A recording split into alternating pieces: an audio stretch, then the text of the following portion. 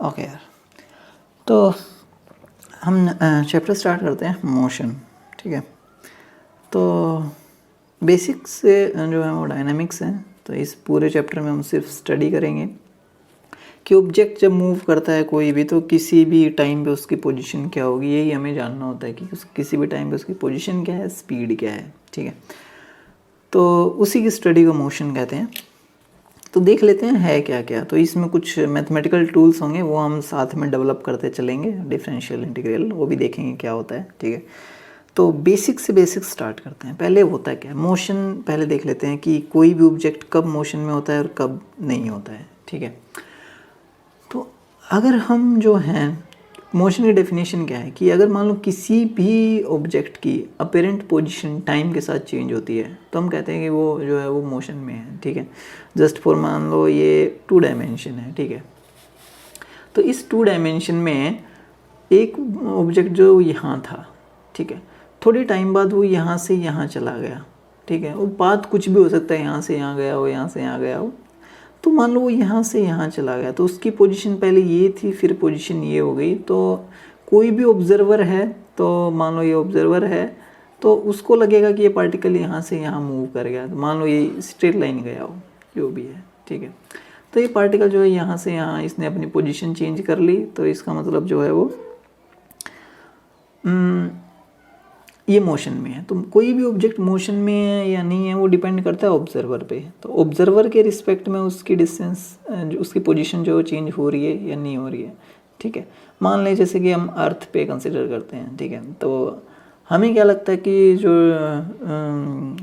जैसे just for example कि मान लो ये शीट है। ठीक है, या ये पेन का एक एग्जांपल ले लें।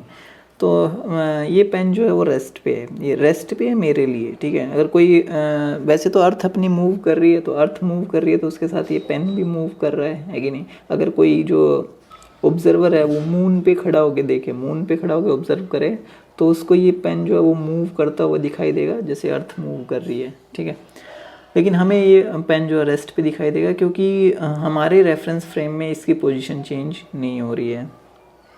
तो ये रेफरेंस फ्रेम पे डिपेंड करता है कि कौन सा ऑब्जेक्ट मोशन में है या नहीं है। ठीक है, तो ऑब्जेक्ट जो है is said to be in motion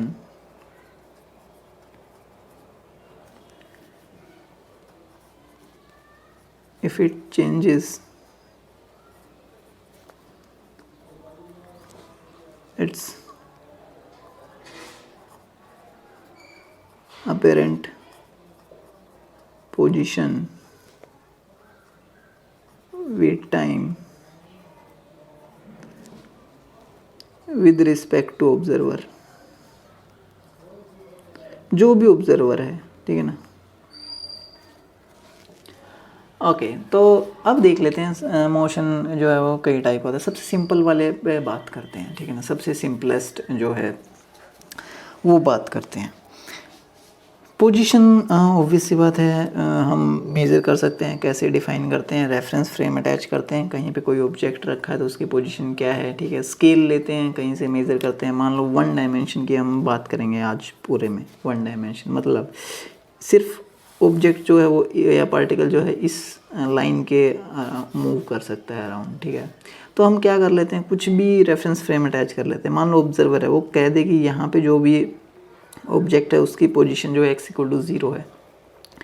तो इससे इधर जो है वो 1 मीटर होगा, इससे इधर 2 मीटर होगा। तो मुझे पता लग जाएगा कि ऑब्जेक्ट कहाँ पे है। मान लो कोई भी ऑब्जेक्ट जो है वो यहाँ पे है, तो मुझे पता लग जाएगा ये 0.4 मीटर पे है, 0.5 मीटर पे है। ठीक है, तो ये अपना जो है वो रेफरेंस पॉइंट है, जहाँ से हम डिस्टेंस जो है मेज़र करेंगे। ठीक है, ये कोई ऑब्जर्वर पे डिपेंड करता है, अपना कहीं भी सेट कर ले। ठीक है, ओके। तो अब जो है मोशन के साथ तो एक तो होती है डिस्टेंस। ठीक है ना, डिस्टेंस की बात करते हैं। डिस्टेंस कैसे डिफाइन की गई है। डिस्टेंस जो है वो पाथ ऑफ लेंथ है जो कवर की है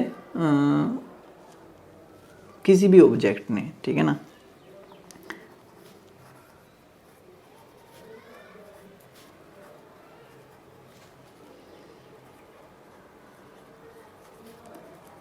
length of path covered by object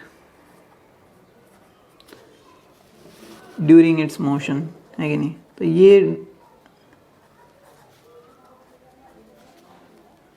ये हम जो है वो डिस्टेंस डिफाइन करते हैं। तो इसका मतलब क्या है, पहले ये देख लेते हैं। मान लो कि एक ऑब्जेक्ट जो यहाँ से स्टार्ट करता है चलना x इक्वल टू 0 से, या एक पर्सन जो है वो यहाँ से स्टार्ट करता है चलना x इक्वल टू 0 से, ओके। तो वो क्या करता है कि यहाँ से जाता है आगे, कितने मीटर चलता है, मान लो 4 मीटर चलता है, यहाँ पे 4 मीटर है, तो वो आगे जो है वो 4 मीटर जाता है। फिर 4 मीटर जाने के बाद ये किसी भी टाइम पे तो वो फिर वापस चलना स्टार्ट करता है। पहले यहाँ से गया, फिर वो वापस आ गया, तो अब वो यहाँ पे आ गया, ठीक है। फाइनल पोजीशन उसकी जो है वो 2 मीटर पे है।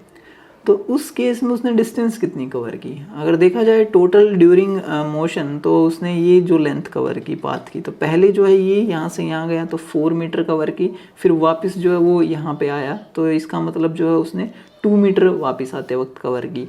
तो टोटल डिस्टेंस कितनी कवर की, तो डिस्टेंस कवर्ड जो है वो है 6 मीटर, 4 + 2, ओके। तो ये तो डिस्टेंस है सिंपल, जो पाथ की लेंथ है, ठीक है ना। तो ये डिस्टेंस जो कभी नेगेटिव नहीं हो सकती, पाथ की लेंथ कभी -1 नहीं हो सकती, ओके। लेंथ जो हमेशा ही पॉजिटिव हो गया तो 0 होगी, या अगर चलेगा ही नहीं तो 0 होगी, वरना कुछ ना कुछ पॉजिटिव क्वांटिटी ही होगी। 4 मीटर, 2 मीटर, 3 मीटर, 6 मीटर, ठीक है। अब ये तो थी डिस्टेंस की डेफिनेशन। और डिस्प्लेसमेंट की ये भी आपने सुनी होगी, डिस्प्लेसमेंट क्या है। तो डिस्प्लेसमेंट जो है वो है shortest distance between initial and final position, ठीक है।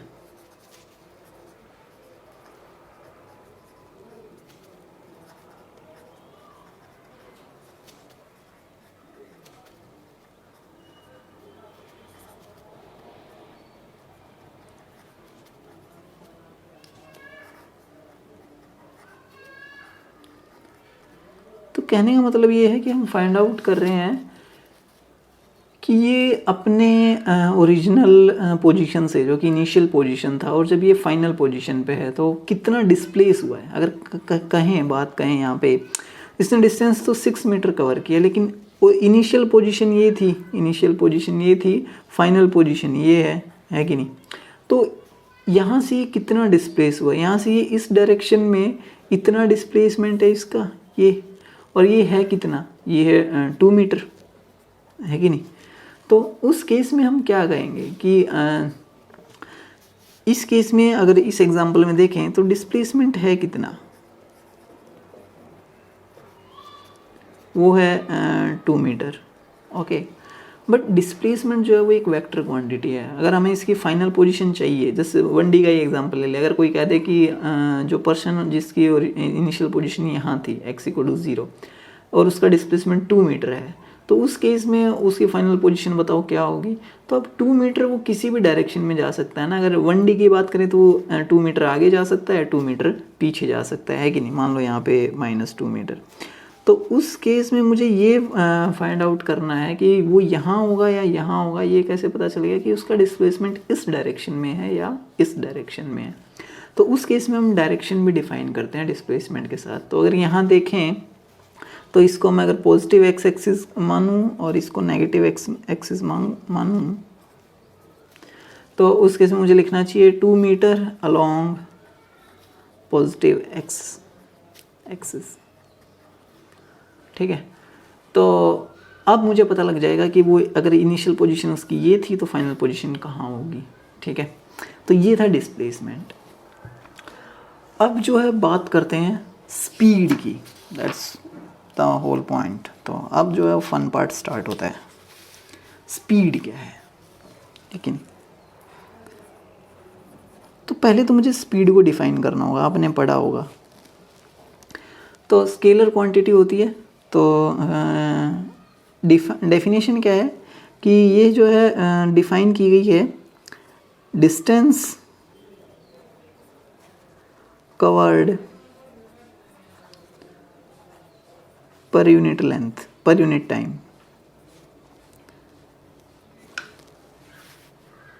तो स्पीड जो है ऐसे डिफाइन की गई डिस्टेंस कवर्ड पर इन टाइम। अब इसके भी ना दो टाइप हैं, एक इंस्टेंटेनियस स्पीड होती है, एक एवरेज स्पीड होती है। तो दोनों देख लेते हैं। इंस्टेंटेनियस पे तब जाएंगे जब हम समझ लेंगे क्या आइडिया है, कैसे इंस्टेंटेनियस निकालें, वो भी बात करेंगे।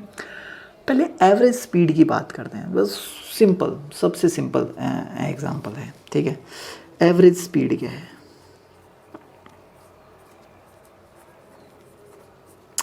तो ये सिंपली डिफाइन की गई है कैसे? टोटल डिस्टेंस कवर्ड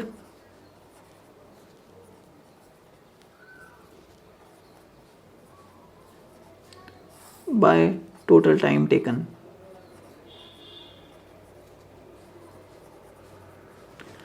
है कि नहीं? तो इसमें एग्जांपल ले लेते हैं कैसे, क्या मतलब है एवरेज स्पीड का, ठीक है। तो जस्ट फॉर एग्जांपल कि मान लें अपना पर्सन था जो यहाँ था, ओके, और ये जो है ये क्या था, मान लो x इक्वल टू 0 यहाँ पे था, तो वो यहाँ पे था इनिशियली, ठीक है। वही एग्जांपल लेते हैं, 2 मीटर, ये 4 मीटर, ओके। तो वो मान लो यहाँ से यहाँ गया 4 मीटर पे, तो इनिशियली जो है वो यहाँ से यहाँ गया, तो इनिशियली डिस्टेंस ये कवर की उसने, ठीक है। और ये मान लो यहाँ से t इक्वल टू 0 पे स्टार्ट होता। जब मैंने ऑब्जर्व करना स्टार्ट किया तो इसने चलना स्टार्ट किया, तो ऑब्जर्व करना स्टार्ट किया, तो उस टाइम को स्टॉप वॉच मैंने जो है ऑन की, तो उस टाइम पे 0 थी यहाँ पे। जब ये यहाँ पे था तो इसने चलना स्टार्ट किया। मान लेते हैं एट t इक्वल टू जो है ये 4 सेकंड में वहाँ पहुँच गया 4 मीटर पे, ओके। 4 सेकंड के बाद ये यहाँ पे जाके रुक गया, रुक गया। और ये रुक गया कितने के लिए? 2 सेकंड के लिए। तो 2 सेकंड का स्टॉप लिया इसने। फिर क्या हो गया, टाइम 6 सेकंड हो गया, तो 6 सेकंड पे इसने वापस चलना स्टार्ट किया। और मान लो ये यहाँ पहुँच गया कहाँ पे, 2 मीटर है, तो मान लो ये कितनी सेकंड ली उसने, धीरे धीरे चला, मान लो वो था 4 सेकंड और ली इसने यहाँ से यहाँ तक जाने में, वापस जाने में, सीधा जाने में भी 4 सेकंड ली थी। अब जो है यहाँ पे जो टाइम हो चुका होगा 4 to 6 10 सेकंड हो गया होगा, ठीक है ना। अब यहाँ पे जो ये है 10 सेकंड पे होगा और ये यहाँ पहुँच गया होगा। तो 10 सेकंड में उसकी पोजीशन ये है। तो इसने टोटल, अगर देखो, अगर t इक्वल टू 0 से t इक्वल टू 4 सेकंड की बात करें, तो between 0 to 4 t equal to 0 to 4 second के अगर बात करें, तो उस केस में स्पीड क्या रही, एवरेज स्पीड जो थी उसकी, तो वो सिंपली जो है इसने 0 to 4 सेकंड में 4 मीटर की डिस्टेंस कवर की और इसने टाइम 4 सेकंड लिया। तो 4 मीटर डिवाइड बाय 4 सेकंड, तो it is equal to 1 meter per second. तो 1 सेकंड में ये 1 मीटर की डिस्टेंस कवर कर रहा था, ओके। अब मान लो मुझे निकालना है between t equal to 0 to 6 second, just for example 0 to 6 second के बीच में इसकी स्पीड क्या थी। तो पहले देख लेते हैं 0 पे कहाँ पे था, 0 से 6 सेकेंड के बीच में इसने कितनी डिस्टेंस कवर की। 0 पे ये 0 पे था, ओके। फिर ये 4 सेकंड पे यहाँ पहुँच गया, तो 4 मीटर चला, लेकिन 2 सेकंड तक फिर रुका रहा। तो इसका मतलब 4 सेकंड, 5 सेकंड, 6 सेकंड, तो डिस्टेंस टोटल जो है उसने 4 से 6 के बीच में कोई डिस्टेंस कवर नहीं की। तो जितनी भी की 4 सेकंड तक ही की। तो 6 सेकंड में कितनी डिस्टेंस कवर की, वही जितनी 4 में की। तो उस केस में एवरेज स्पीड क्या हो जाएगी। तो 6 सेकंड तक उसने जो है टोटल डिस्टेंस जो कवर की वो थी अपनी 4 मीटर, लेकिन उसने टाइम कितना लिया, 6 सेकंड। टोटल तो 6 सेकंड ही हुआ ना टाइम।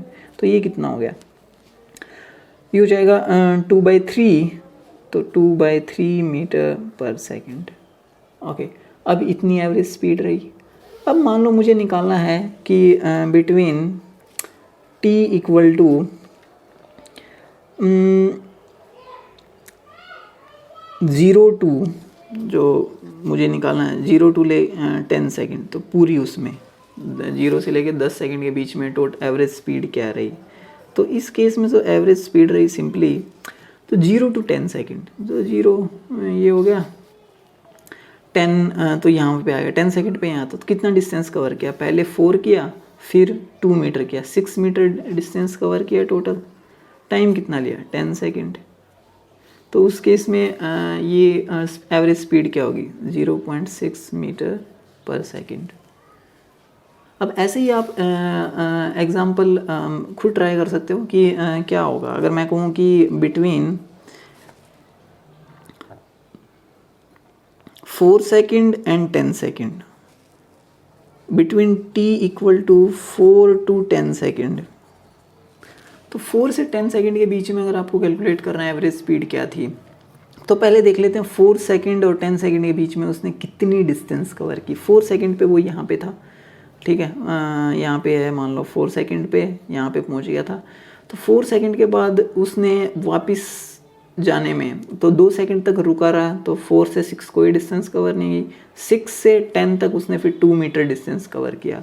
तो 4 से 10 सेकंड के बीच में डिस्टेंस कितना कवर हुआ, वो हुआ 2 मीटर, वही जो यहाँ से वापस गया है कि नहीं। डिवाइड बाई टाइम कितना लिया 6 सेकंड है ना, 10 - 4 तो 6 सेकंड का गैप लिया ये, तो ये इसकी एवरेज स्पीड होगी। और ये कितनी है, ये 1/3 मीटर पर सेकंड। ओके, तो अब एवरेज स्पीड का कॉन्सेप्ट समझ में आ गया। अब डिस्प्लेसमेंट भी देख सकते हो कि एवरेज डिस्प्लेसमेंट क्या हुआ, तो डिस्प्लेसमेंट आएगा उसकी बात करेंगे। पहले स्पीड पे थोड़ी और बात करते हैं, ठीक है। तो अब देखो एवरेज स्पीड हर जगह अलग अलग थी, हर टाइम के इंटरवल के बीच में अगर लो तो आप ये नहीं, आपको ये पता है कि t = 5 सेकंड पे वो क्या कर रहा था। t = 5 सेकंड पे उसकी स्पीड 0 थी, है कि नहीं, वो रुका हुआ था यहाँ पे। तो अब मुझे अगर निकालना हो कि t = 1 सेकंड पे स्पीड क्या थी, तो वो 1 सेकंड पे कहीं यहाँ पे था वो, है कि नहीं, और वो इस डायरेक्शन में जा रहा था। तो 1 सेकंड पे वो कहीं यहाँ पे था और इस डायरेक्शन में जा रहा था। लेकिन मुझे करना है कि उस टाइम पे मान लो उसके पास कुछ व्हीकल वगैरह था, जैसे वो कार होती है, बाइक होती है, ठीक है ना, तो उसमें उसकी स्पीडोमीटर की रीडिंग क्या थी उस टाइम पे, क्या वो 1 मीटर पर सेकंड थी, क्या 2.3 मीटर पर सेकंड थी, या 0.5 मीटर पर सेकंड थी। तो ये अब मुझे क्वेश्चन जो है वो टैकल करना है, ठीक है। तो कैसे करना है पहले वो देख लेते हैं। अब देखो है क्या इसमें प्रॉब्लम, पहले तो समझ लेते हैं है क्या, फिर इसका सॉल्यूशन करते हैं। तो प्रॉब्लम ये है कि मुझे ये पता है, एक गाड़ी का एग्जांपल ले लेते हैं। गाड़ी नहीं बनी, ट्रॉली है मान लेते हैं, ठीक है। ये मूव कर रही है आगे। अब मुझे ये पता है कि ये स्पीड t = 0 पे ये 0 से स्टार्ट होती है, मतलब जो है इस पोजीशन से ये x = 0 है, ये स्टार्ट होती है और धीरे धीरे इसकी स्पीड इंक्रीज़ भी कर सकती है कि नहीं। तो मान लेते हैं कि ये जो है, सिंपलेस्ट एग्जांपल ले ले, मान लो कि जब मैंने ऑब्ज़र्व करना स्टार्ट किया, ठीक है, ऑब्ज़र्व करना स्टार्ट किया तो वो यहाँ पे था और जा रहा था, ठीक है। तो ये x = 0 पोजीशन थी, ये t = 0 थी, लेकिन ये मूव कर रहा था। ओके, जब मैंने ऑब्ज़र्व करना स्टार्ट किया, इसकी तरफ देखा या आँख खोली तो ये जा रहा था, मूव कर रहा था, रेस्ट पे नहीं था। और मान लो इसमें जो बंदा बैठा है उसको इसकी स्पीडोमीटर की रीडिंग दिखाई दे रही है और स्पीडोमीटर शो कर रहा है कि ये है 4 मीटर पर सेकेंड, ठीक है। तो ये इसकी स्पीडोमीटर रीडिंग है।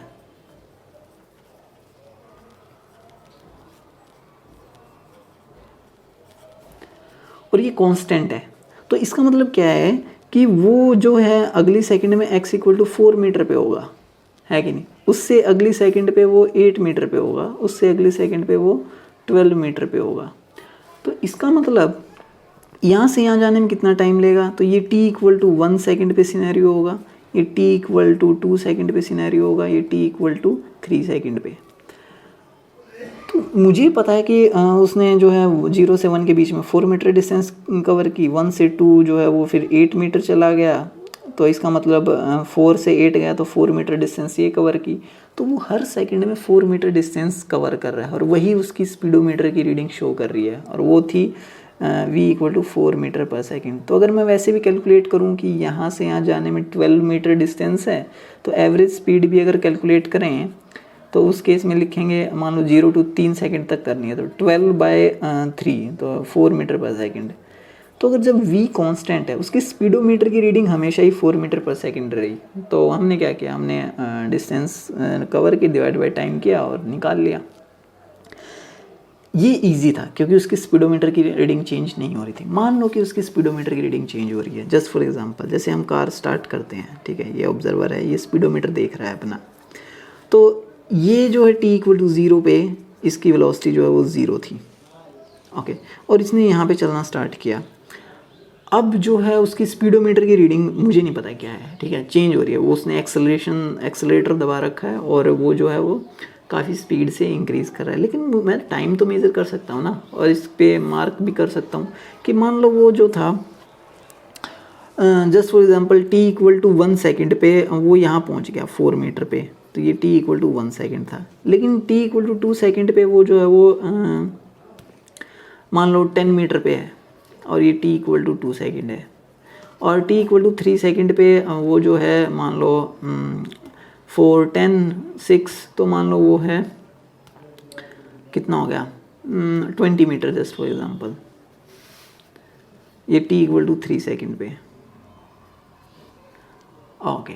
अब प्रॉब्लम है, यहाँ से यहाँ 1 सेकंड में इसने 4 मीटर कवर की, लेकिन यहाँ से यहाँ 1 सेकंड में इसने 6 मीटर कवर की, है कि नहीं, उससे अगली सेकंड में इसने 10 मीटर डिस्टेंस कवर की। तो इसकी स्पीड क्या लिखूँ, 4 metre per second, 6 metre per second या 10 मीटर पर सेकंड, ओके। तो वो डिपेंड करता है ना यार, उसकी स्पीडोमीटर किस इंस्टेंट पे क्या रीडिंग दिखा रही थी, है कि नहीं। यहाँ पे उसकी स्पीड क्या थी उसको स्पीडोमीटर में पता है, तो मुझे क्या करना है कि मुझे ऑब्जर्वर बता नहीं रहा है, ठीक है ना, तो मुझे उसकी स्पीडोमीटर जो बाहर वाले को है उसको गैस करनी है, उसकी स्पीडोमीटर की रीडिंग क्या होगी, ठीक है, किसी भी इंस्टेंट पे, और उसको बोलते हैं उसकी इंस्टेंटेनियस वेलोसिटी।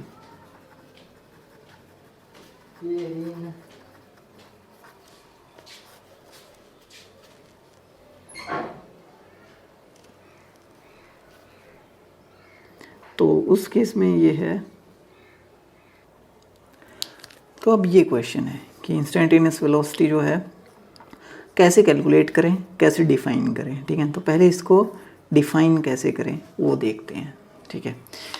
किसी भी मुझे इंस्टेंट पे निकालनी है जस्ट फॉर एग्जांपल, तो उस केस में सबसे इजी वो करते हैं, फंक्शन लेते हैं, ओके। मान लेते हैं कि अपने पास जो है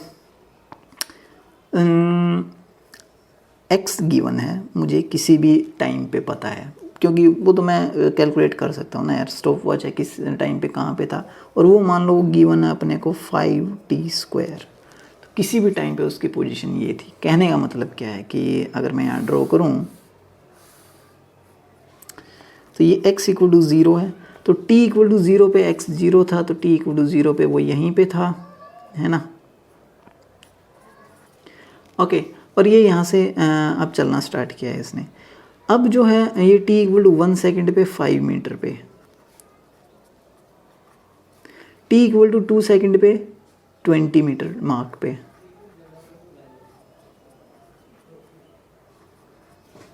ठीक है। ऐसे ही t=3 सेकंड पे, तो 3 सेकंड पे 45 मीटर पे,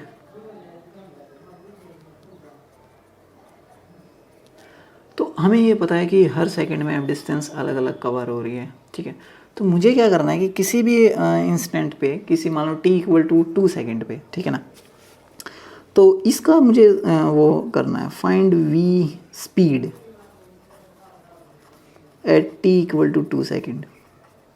तो 2 सेकंड के उसके स्पीडोमीटर में क्या रीडिंग रही होगी, ये जो है आंसर फाइंड आउट करना है। तो एक तो बात है सीधा उससे ही पूछ लें भाई क्या थी, बट बता नहीं रहा है, मूड नहीं है उसका, तो ठीक है। तो हम कैलकुलेट करते हैं, अपने पास स्टॉप वॉच है और मार्क्स हैं, ठीक है, ओके। तो आइडिया क्या है इसके पीछे, है कि नहीं, तो कैलकुलेट करने का, है ना, मार्क्स अपने पास है। तो मैं क्या करता हूँ कि मुझे t=2 सेकंड पे चाहिए स्पीड, तो देख लेते हैं उसकी स्पीड जो है 2 to 3 के बीच में उसने कितना कवर किया डिस्टेंस, तो 45, तो t=2 से 3 सेकंड के बीच में, इस 1 सेकंड में उसने 25 मीटर डिस्टेंस कवर किया। तो क्या मैं कह सकता हूँ कि इसकी स्पीड 25 मीटर पर सेकंड थी, है कि नहीं? क्या हम कह सकते हैं v जो था वो 25 मीटर पर सेकंड था? ऐसा है क्या? एक्चुअली में है क्या कि यहाँ से यहाँ तक इसकी स्पीड बढ़ रही है कि नहीं? स्पीडोमीटर कंटिन्यूसली जो है उसकी वैल्यू जो है स्पीडोमीटर की रीडिंग जो है वो चेंज हो रही है। तो हम बता नहीं सकते 25 मीटर वो कहाँ पे था, वो 2 सेकंड पे था या 3 सेकंड पे था, उसकी रीडिंग 25 मीटर कब थी? 25 मीटर पर सेकंड 2 पे, 3 पे या 2.5 पे, है कि नहीं, या 2.6 पे? तो इन पे अलग अलग रीडिंग थी। तो क्या ये कांस्टेंट रही थी? अगर कांस्टेंट रहती तो आगे भी कांस्टेंट रहती, है कि नहीं? तो कंटिन्यूसली चेंज हो रही है। तो मुझे फाइंड आउट करना है एग्जैक्टली 2 पे क्या थी। तो ये तो एवरेज है 2 और 3 के बीच का, लेकिन 2.5 पे क्या थी, 2.6 पे क्या थी, मुझे नहीं पता ये 25 कब थी। ओके, तो अब ये फाइंड आउट करना, तो इसका सही मेथड क्या है कि मान लेते हैं मैं कर लेता हूँ 2 से कि पहले पोजीशन निकाल लेते हैं 2 सेकंड पे कहाँ पे था। तो t इक्वल टू 2 पे मैं निकाल लेता हूँ x की वैल्यू क्या थी। तो t इक्वल टू 2 सेकंड पे x 20 मीटर है। फिर देख लेता हूँ वो t इक्वल टू 2.1 पे कितना हुआ। तो मतलब कहने का मतलब ये है कि 0.1 सेकंड में वो यहाँ से यहाँ चला गया होगा। और उस केस में x की वैल्यू फाइंड आउट कर लेते हैं वो कितना कवर किया उसने। तो उसने कवर किया, तो अगर मैं यहाँ पे t की जगह अगर वैल्यू फाइंड आउट करूँ तो ये वरना 5 इंटू 2.1 होल स्क्वायर, और ये वैल्यू जो आएगी वो आएगी 22.05। ओके, तो वो x की ये वैल्यू थी। तो उसकी फाइनल पोजीशन क्या है 22.1, कब? 2.1 सेकंड पे। 2 सेकंड पे क्या थी 20 मीटर। तो टाइम इंटरवल कितना है, डेल्टा टी कितना लिया 0.1 सेकंड। तो 0.1 सेकंड में डिस्टेंस कितनी कवर की? तो ये डेल्टा एक्स है, चेंज इन एक्स। तो ये कितना हुआ? तो ये 22.05 में से 20 मीटर गया, तो ये 2.05। तो 2.05 मीटर कवर की कितनी देर में? 0.1 सेकंड में, और वो भी 2 सेकंड से 2 से 2.1 के बीच में। तो यहाँ से अगर देखा जाए तो स्पीड क्या रही इस इंटरवल में, उसकी स्पीड क्या रही होगी अप्रोक्सीमेटली 2.05 बाय 0.1, और ये करीबन करीबन आ रहा है 20.5 मीटर पर सेकंड। तो अब थोड़ा सा लग रहा है कि हाँ यार 2 सेकंड से 2.1 सेकंड के बीच में उसकी स्पीड जो है वो ये थी, लेकिन ये तो एवरेज स्पीड है वो भी। अब मुझे नहीं पता ये 25 मीटर पर सेकंड कब थी, 2 सेकंड पे थी या 2.1 सेकंड पे थी या 2.05 सेकंड पे थी, कब थी उसकी रीडिंग ये जो है 20.5 मीटर पर सेकंड। तो उस केस में क्या करें कि अगर मुझे 2 के आसपास निकालना तो मैं और छोटा इंटरवल ले लेता हूँ, 2.01 सेकंड देख लेता हूँ कि 2 सेकंड पे कहाँ था, फिर देख लेते हैं 2.01 सेकंड पे कहाँ था। तो उसने कुछ स्मॉल डिस्टेंस कवर की होगी, है कि नहीं। और देते हैं डेल्टा टी कितना लिया है। तो यहाँ पे अगर देखा जाए तो डेल्टा टी जो है वो है 0.01। तो उस केस में इतने टाइम में वो डेल्टा एक्स कितना आया, वही प्रोसीजर हम फॉलो करें कि 2.01 वैल्यू पुट करें टी स्क्वायर टी में, और इसकी वैल्यू फाइंड आउट करें। तो डेल्टा एक्स देखें तो यहाँ से जो वैल्यू आएगी वो आएगी 0.2005 मीटर। तो वो इतने टाइम में कहाँ से 2 सेकंड से 2.101 सेकंड के बीच में इतनी डिस्टेंस कवर कर चुका होगा। और टाइम कितना लिया इतना, तो स्पीड कितनी होगी, तो स्पीड मुझे लिखनी चाहिए डिस्टेंस डिवाइड बाय टाइम। तो इतनी डिस्टेंस कवर की, इतना टाइम लिया, तो इसको डिवाइड करें तो ये आएगा 20.05 मीटर पर सेकंड। ओके, तो क्लोज वही, लेकिन वही क्वेश्चन है कि ये 2 सेकंड पे स्पीड है 2.01 पे, तो इन दोनों इंटरवल के बीच का एवरेज है। कहने का मतलब क्या है कि मैं उतना ही एक्यूरेट रिजल्ट लाऊंगा जितना मैं इंटरवल छोटा रखूँगा, है कि नहीं। जस्ट फॉर एग्जांपल अगर मैं कह दूँ कि 2 सेकंड से 2.0001, तो यहाँ से यहाँ इतने इंटरवल में, तो मतलब जबकि डेल्टा टी कितना हो, डेल्टा टी जो है वो 0.001 सेकेंड हो, है कि नहीं थोड़ा सा और, एक और 0 तो 0.1। तो अगर इतना छोटा इंटरवल है, 1 सेकेंड के 10,000 पार्ट कर दिए, अगर इतना भी छोटा इंटरवल है, तो उस केस में हम देख लेते हैं कि उसने डेल्टा एक्स कितना कवर किया। तो डेल्टा एक्स जो आएगा वो आएगा 0.00200005, ठीक है। और यहाँ से स्पीड कैलकुलेट करें तो वही 2 सेकंड से 2.0001 सेकंड के बीच में स्पीड क्या रही होगी, और ये स्पीड आई है 20.0005 मीटर पर सेकंड। लेकिन वही रह जाता है कि एग्जैक्टली 20 पे कितनी है, मतलब एग्जैक्टली 2 सेकंड पे कितनी है कि नहीं। ये तो 2 सेकंड और 2.0001 के बीच का एवरेज है, तो वो फाइंड आउट करना है। तो उसके लिए यही जो है आइडिया है कि आप जितने से जितना छोटा इंटरवल करते जाओगे उतना ही ज़्यादा से ज़्यादा एक्यूरेट रिजल्ट आता जाएगा। और यही आइडिया है कि मुझे क्या करना है कि किसी भी इंस्टेंट पे टी, तो किसी भी इंस्टेंट पे मुझे जो है तो उस पे मुझे वेलोसिटी फाइंड आउट करनी है। तो वेलोसिटी फाइंड आउट करनी है तो मैं क्या करूँगा, टी से लेके टी प्लस डेल्टा टी, मतलब ये स्मॉल इंटरवल, ओके, यहाँ तक देख लूँगा कि इस टाइम पे इसकी पोजीशन एक्स रही होगी टी पे, और यहाँ पे एक्स प्लस डेल्टा एक्स होगी। तो ये क्या है, चेंज इन पोजीशन। तो इस स्मॉल चेंज टाइम में ये स्मॉल जो है वो चेंज आया होगा, और वही स्पीड है। तो मुझे क्या करना है कि मुझे delta x by delta T निकालना है, ओके, और उतना ही एक्यूरेट रिजल्ट होगा जितना जो है ये टाइम जो है वो छोटा सा छोटा होगा। तो डेल्टा टी को जो है वो स्मॉलर एंड स्मॉलर पुट करना है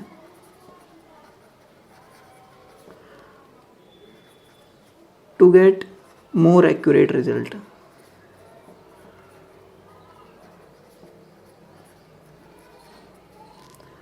तो यही जो है वो आइडिया है इसके पीछे, ठीक है ना। और यही जो है डिफरेंशियल कैलकुलस की स्टार्टिंग है, ओके। ये आइडिया जो है न्यूटन ने डेवलप किया था, ठीक है। तो न्यूटन ने ये आइडिया डेवलप किया था, ग्रीक्स वगैरह जो उस टाइम पे ये नहीं थे, और यहीं से जो है स्टार्टिंग हुई थी कैलकुलस की, ओके। तो आइडिया क्या है इसका, कहने का मतलब क्या है कि पहले तो मुझे ये रेशो इवेलुएट करनी है, ठीक है। तो पहले मुझे delta x by delta T निकालना, और फिर देखना है कि इस रेशो का क्या होगा अगर मैं डेल्टा टी जो है वो टेंस टू ज़ीरो कर दूं, या मतलब delta t tends to zero कर दूं, और see what happens to delta x by delta t, है कि नहीं। तो बताना है कि ये रेशो की वैल्यू उस टाइम पे क्या होगी। तो सर ये तो इन्फिनाइट हो जाएगी, 0 से डिवाइड हो जाएगा, बट देखते हैं कैसे है, करना कैसे है। जस्ट फॉर एग्जांपल अपना x जो था वो था 5t², ओके।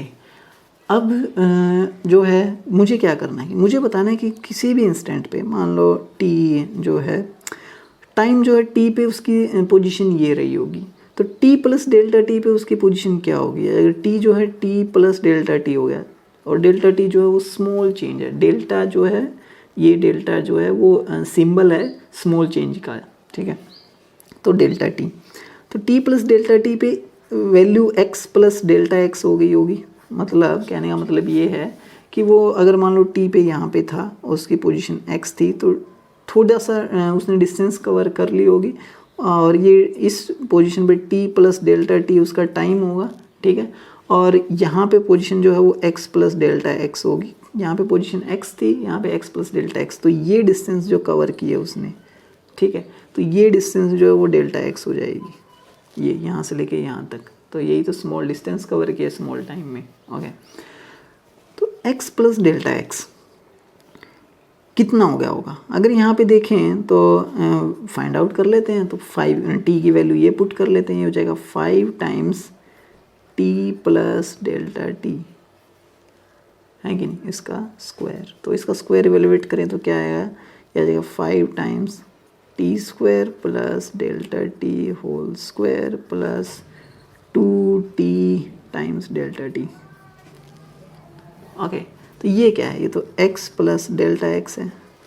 तो इसको ओपन करें तो x प्लस डेल्टा एक्स की वैल्यू क्या आई, x प्लस डेल्टा एक्स जो आया वो आया 5 times t² plus 10 times t delta t times delta t plus 5 times delta t whole square, okay, मतलब डेल्टा t स्क्वायर। अब 5t² क्या है, 5t² तो x है, तो ये x है, ओके। तो इधर ये x है, तो ये डेल्टा x क्वांटिटी है, तो इसका मतलब ये डेल्टा x होगा, है कि नहीं। तो उस केस में डेल्टा एक्स कितना है, डेल्टा एक्स जो आया वो था 10 times T delta T plus 5 times delta T square. अब मुझे डेल्टा एक्स थोड़ी ना फाइंड आउट करना था, मुझे तो ये रेशो फाइंड आउट करनी है, delta x by delta T. तो अगर इन दोनों delta x by delta T, तो अगर डेल्टा एक्स की वैल्यू ये है तो यहाँ से देखें तो delta x by delta T क्या आएगा, delta x by delta T की वैल्यू जो आई इसको डेल्टा टी से डिवाइड कर दें तो ये डेल्टा टी से डेल्टा टी कैंसिल आउट हो जाएगा, तो इधर हो जाएगा 10t प्लस उधर हो जाएगा 5 टाइम्स डेल्टा टी, तो स्क्वायर है तो एक जो है वो पावर कम हो जाएगी।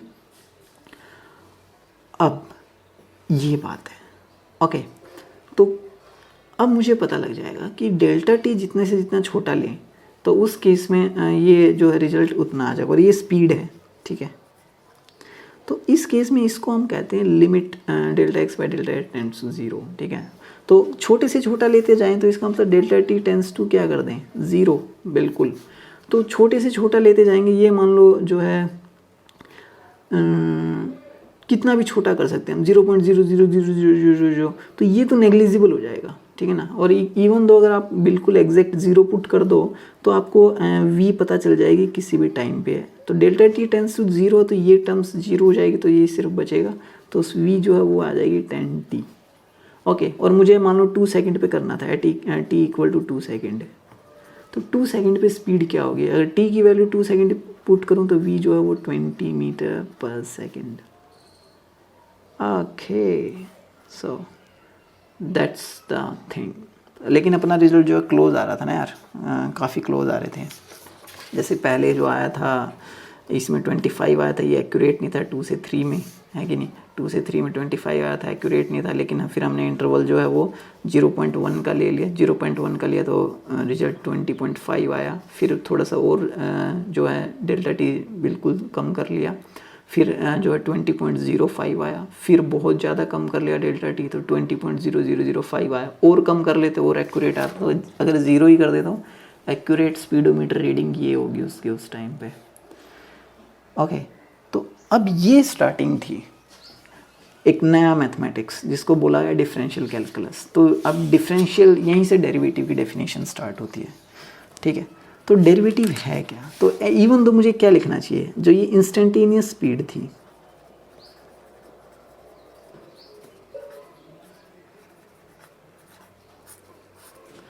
तो ये जो इंस्टेंटेनियस स्पीड थी, तो मैंने इसको लिखा v, और इसको कैसे डिफाइन किया गया, इसको डिफाइन किया गया कि ये delta x by delta t है ना, स्मॉल इंटरवल में। लेकिन ये जो डेल्टा टी है उसकी लिमिट जो है वो टेंस टू 0 होना चाहिए, तो मतलब डेल्टा टी जो है वो छोटे से छोटा होना चाहिए, ओके। और इसी को लिखा गया dx बाय dt, ठीक है। अब मैथमेटिकल टर्म है, मैं बता रहा हूँ ये इसका मतलब क्या है, ठीक है। तो ये फिजिसिस्ट जो है वो ऐसे डिनोट करते हैं ना, डेल्टा एक्स अगर काफ़ी छोटा है तो उसको dx, तो इवन दो है क्या, dx क्या रिप्रेजेंट कर रहा है, dx जो है वो रिप्रेजेंट डेल्टा x को ही कर रहा है, लेकिन उस टाइम पे ये टेंस टू 0 है, ठीक है ना। ये dx जो बहुत छोटा इंटरवल है, when delta x tends to 0 है तो उसको हम बोलते हैं dx। ऐसे ही dt क्या है, dt जो है वो डेल्टा t ही है, लेकिन वो टेंस टू 0 होना चाहिए, ओके। तो ये जो है वो dt है। अब जो है अब छोटे से छोटा इंटरवल रखोगे तो छोटे से छोटा डिस्प्लेसमेंट होगा, दैट्स कॉमन सेंस, है कि। अब इसको बोला गया ये है dx बाई dt क्या है, अब देखो मैं लिख रहा हूँ इसको, ये है डेरिवेटिव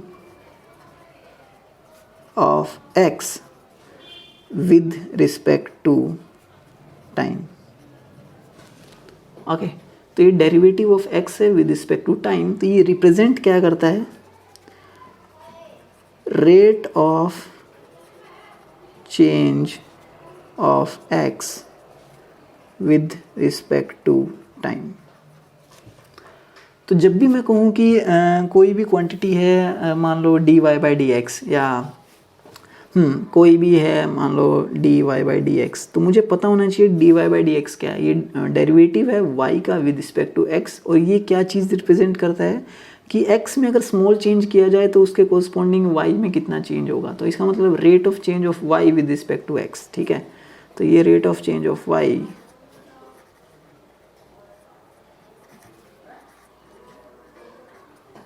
तो इसका ज्योमेट्रिकल मीनिंग भी देखेंगे हम, ठीक है। तो पता चल गया। लेकिन क्या हर क्वेश्चन में हम ऐसे ही करेंगे? जैसे मान लो अब हमने ये किया था, है ना, जैसे अगर देखा जाए तो अगर x जो है वो 2t स्क्वायर है, नहीं क्या था 5t स्क्वायर था अपने उसमें एग्जाम्पल में, है कि नहीं। तो x 5t स्क्वायर था और हमने फाइंड आउट किया dx बाई dt जो है वो कितना आया था 10t, है कि नहीं। तो क्या यहाँ से यहाँ ले जाने के लिए हमें वही प्रॉपर जो है वो पूरा इवेलुएट करना पड़ेगा। एक्चुअली आप जब प्रैक्टिस करोगे ना, आपको पता चल जाएगा कि जहाँ जहाँ भी डेल्टा टी टर्म्स होती हैं उनको ज़ीरो पुट कर देते हैं, वो ज़ीरो हो जाती हैं। तो जहाँ delta T terms cancel out हो जाती हैं वो टर्म्स बचती हैं, ठीक है ना। जैसे कि यहाँ पे 5 के साथ डेल्टा टी बच गया था तो ये 0 हो गई थी, लेकिन 10t वाला डेल्टा टी कैंसिल आउट हो गया था तो सिर्फ 10t बचा था, तो ये एक टर्म बची थी। अगर यहाँ पे एक और टर्म होती जो इसके साथ डेल्टा टी स्क्वायर होता तो उस केस में डेल्टा टी अगर हम पुट करते तो भी वो टर्म जो है वो 0 हो जाती, डेल्टा टी 0 पुट करते तो उस केस में इसका एक सिंपल फार्मूला है, आपको प्रैक्टिस हो जाएगी तो आप आ जाओगे। तो मैथमेटिक्स में इसके फॉर्मूले हैं सीधे ही, है क्या कि अगर मान लो d बाई डी एक्स है और x की पावर n है, तो मैं x की पावर n का डेरिवेटिव करता हूँ, तो उस केस में जो ये डेरिवेटिव होगा ये होगा n x की raise to power n minus 1। Okay, ऐसे ही अगर मैं करूँ तो ये एक सिंपल फार्मूला है, ठीक है। ऐसे ही d बाई डी एक्स जो है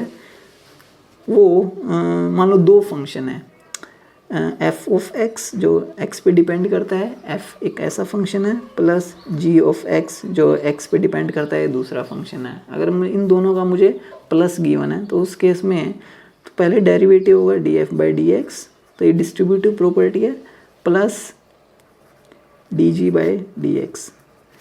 कहने का मतलब क्या है, जस्ट फॉर एग्जांपल अगर इसका एग्जांपल लें dx की पावर n, तो मतलब मुझे करना है x क्यूब का डेरिवेटिव करना है d बाई डी एक्स।